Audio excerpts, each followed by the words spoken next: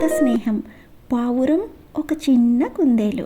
ఒక పచ్చని తోటలో చిన్ని అనే చిన్న కుందేలు ఉండేది. అది చాలా చురుకుగా తిరిగేది.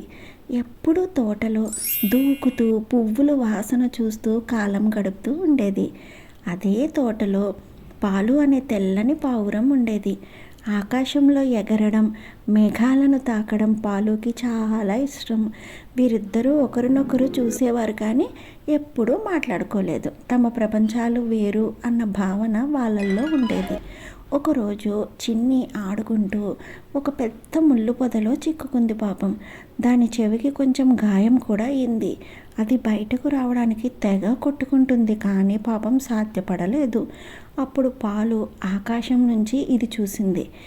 ఒక చిన్న కుందేలు కష్టపడుతున్నది అని గ్రహించింది. అరే, ఇది కష్టంలో ఉంది అని వెంటనే కిందకు వచ్చి ముళ్ళుల దగ్గరికి చేరుకుంది. సహాయం చేసే తెలివైన పావురం ఇది. పాలు తన ముక్కుతో చిన్న ముళ్ళులను ఒక్కొక్కటిగా తీసి బయటకు విసిరింది మెల్లగా, చాలా జాగ్రత్తగా. కొద్ది క్షణాల్లో చిన్ని బయటపడింది. చిన్ని కళ్ళల్లో భయం కరిగిపోయి కృతజ్ఞత మెరిసింది.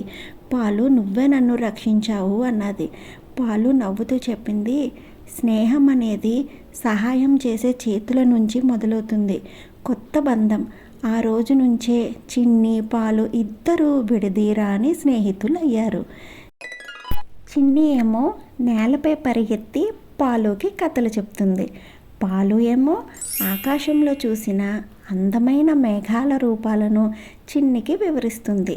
ఒకటి ఆకాశాన్ని తాకలేకపోయినా, మరొకటి నేలపై తూకలేకపోయినా వారి హృదయాలు మాత్రం ఒకే రాగంలో దడిచేవి. తరువాత తోటలోని ఇతర జంతువులంతా వీరి స్నేహాన్ని చూసి తెలుసుకున్నారు. స్నేహం కోసం రూపం కావాలి, శక్తి కావాలి, భాష కావాలి, ఇవేవి కాదు, ఒక మంచి మనసు చాలు అని.